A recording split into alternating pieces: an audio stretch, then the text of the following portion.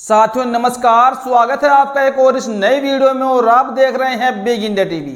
देश में 2024 का लोकसभा चुनाव बेहद करीब है और साथियों देश में बनने वाला है नया प्रधानमंत्री।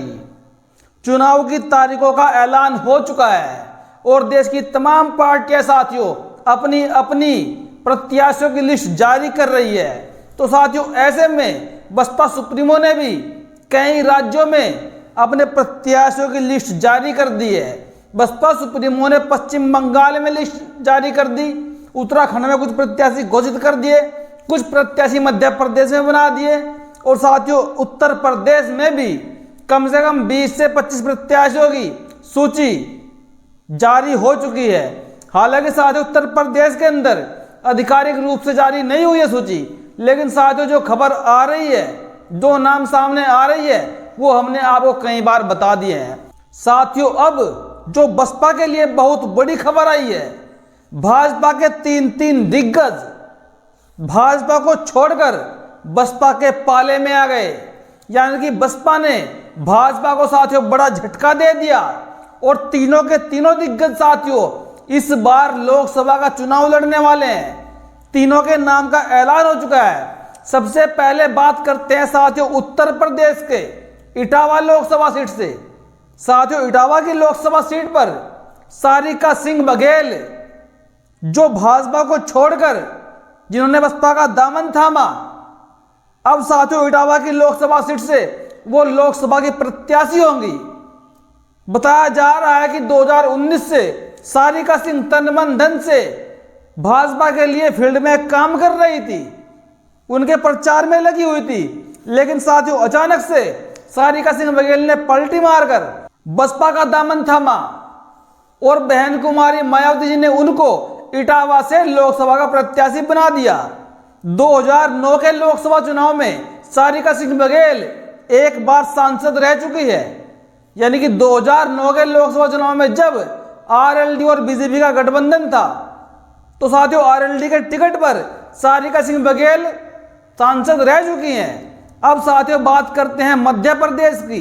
साथियों एक दबंग नेता बीजेपी के ब्राह्मण नेता जिनका नाम नारायण त्रिपाठी है, साथियों भाजपा को छोड़कर मध्य प्रदेश में सतना की लोकसभा सीट पर बसपा में ज्वाइन हो चुके हैं और बसपा ने उनको वहां का लोकसभा का प्रत्याशी बना दिया।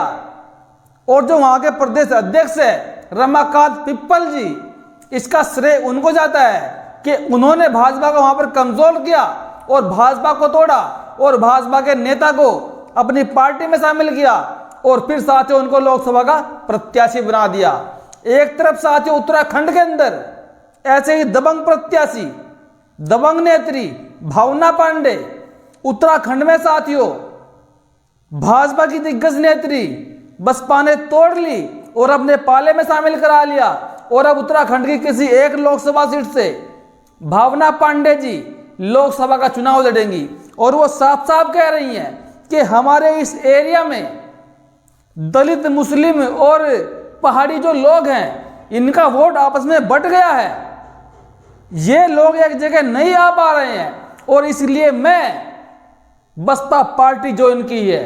देश में 2-3 राष्ट्रीय पार्टियां हैं, बड़ी बड़ी पार्टियां हैं, कांग्रेस है, बीजेपी है, लेकिन वो लगातार अपनी तानाशाही के चलते, भ्रष्टाचार के चलते, ईडी सीबीआई के चलते लोगों को जबरदस्ती अपनी पार्टी में शामिल करा रही हैं और मैंने उनको लात मारकर बसपा ज्वाइन की, क्योंकि बसपा भी एक राष्ट्रीय पार्टी है और यहाँ पर हर वर्ग की बात होती है और देश के हित में बसपा हमेशा काम करती है।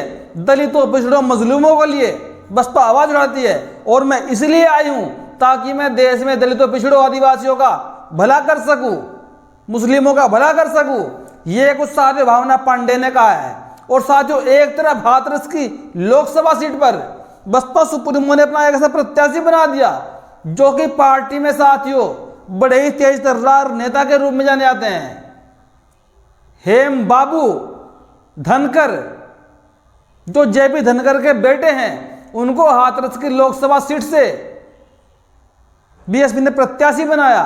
साथियों अगर समाजवादी पार्टी की बात करें तो समाजवादी पार्टी की तरफ से इस सीट पर जसवीर वाल्मीकि को लोकसभा का प्रत्याशी बनाया गया।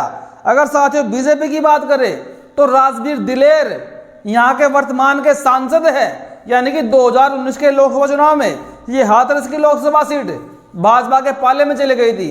हालांकि साथियों इस बार जो अनुमान लगाए जा रहे हैं, इस बार इस सीट का भाजपा से छुटकारा होने वाला है और यहां से हेमबाबू धनकर बड़े ही भारी मतों से चुनाव जीत सकते हैं। ये बड़ी खबर है साथियों। एक तरफ साथियों बीएसपी से बहुत बड़ी खबर निकल कर आ रही है। आपको भली भांति पता है कि 2019 के लोकसभा चुनाव में बसपा पार्टी से 10 सांसद जीत कर आए थे और उन 10 सांसदों में से साथियों वर्तमान में बसपा के पास मात्र 2 सांसद बचे हुए थे, एक गिरीश चंद्र जाटव और एक राम शिरोमणि वर्मा जो कि श्रावस्ती से थे। राम शिरोमणि वर्मा को साथियों बसपा सुप्रीमो ने पार्टी से बाहर निकाल दिया। बताया जा रहा है कि वो बहुजन समाज पार्टी के विरोधी गतिविधियों में पाए गए और समाजवादी पार्टी से नजदीकियां बनाते हुए पकड़े गए। और साथियों अब खबरें आ रही हैं कि समाजवादी पार्टी से नाराज पल्लवी पटेल अब भी लगातार पीडीए के नारे को कह रही हैं कि हम पीडीए का साथ देंगे लेकिन अखिलेश यादव का नहीं। तो भी साथियों वो दूसरा पीडीए किसका है? साथियों वो पीडीए है बहन कुमारी मायावती जी का, क्योंकि खबरें ऐसी आ रही है कि पल्लवी पटेल की नजदीकियां बहन कुमारी मायावती जी से बढ़ रही है। जो नगीना के सांसद रहे गिरीश चंद्र जाटव वर्तमान में अभी भी हैं साथियों, उनको बहन जी ने बुलंदशहर से लोकसभा का प्रत्याशी बनाया हुआ है और उनके जरिए पल्लवी पटेल की जो बात बसपा सुप्रीमो से हो रही है और साथियों पल्लवी पटेल को 1 या 2 सीटें देने की बात हो रही है। एक साथियों फूलपुर की सीट और एक है साथियों श्रावस्ती की सीट, यानी कि या तो ये 2 सीटें पल्लवी पटेल को दी जा सकती हैं या फिर इनमें से कोई सी एक सीट, या तो फूलपुर की सीट या साथियों श्रावस्ती की सीट। अगर पल्लवी पटेल का गठबंधन होता है तो बसपा सुप्रीमो के साथ, ये साथियों बड़ी खबरें रही। अब साथियों मैं आपको बताऊंगा कि उत्तर प्रदेश में 13-14 सीट वो कौन सी है जिन सीटों पर साथियों बसपा का जो वोट बैंक है, जो कोर वोट बैंक है, जो दलित समाज का वोट बैंक है, वो साथियों 25% से ऊपर है। यानी कि 14 सीटें ऐसी हैं उत्तर प्रदेश में जिन सीटों पर साथियों दलित समाज का वोट बैंक 25% से ऊपर है। 25 से लेकर कहीं पे 30%, कहीं पे 35%, तो कहीं पे 36% तक साथियों बीएसपी का वोट बैंक आगा गया है, दलित समाज का वोट बैंक आगा गया है। साथियों मैं आपको एक एक करके नाम बता रहा हूं कि वो 14 सीटें कौन सी है जहां पर बसपा के जीतने के सबसे ज्यादा साथियों अनुमान है। सबसे पहले नंबर पर साथियों कौशाम्बी की लोकसभा सीट। कौशाम्बी की लोकसभा सीट पर 36% दलितों का वोट बैंक है। सीतापुर की लोकसभा सीट, सीतापुर की लोकसभा सीट पर 32% वोट बैंक है। हरदोई में साथियों 31.5% वोट बैंक है। उन्नाव की लोकसभा सीट पर 31% वोट बैंक है। रायबरेली में 29% वोट बैंक है। औरैया में 29% वोट बैंक, झांसी 28%, जालौर 27%, बहराइच 26%, चित्रकूट 26%, अंबेडकर नगर 25%, कानपुर देहात 25%, मिर्जापुर 25% और साथियों महोबा 25%। साथियों ये मैंने आपको मात्र 14 सीटें बताई, लेकिन उत्तर प्रदेश में 40 सीटें ऐसी हैं जहां पर साथियों दलितों का वोट बैंक 20% से ऊपर है। और इसीलिए साथियों कांग्रेस बसपा सुप्रीमो के पीछे हाथ धोकर पड़ी हुई है और उनकी पूरी कोशिश है, पूरी वो इनकी एक इच्छा है कि अब भी बसपा सुप्रीमो हमारे साथ इस गठबंधन में आए। साथियों इसीलिए उत्तर प्रदेश की 17 सीटों में से कांग्रेस ने अब तक एक भी सीट पर अपना लोकसभा का प्रत्याशी साथियों घोषित नहीं किया। उनकी इच्छा है कि बहन जी अब भी इंडिया वाले गठबंधन में आए।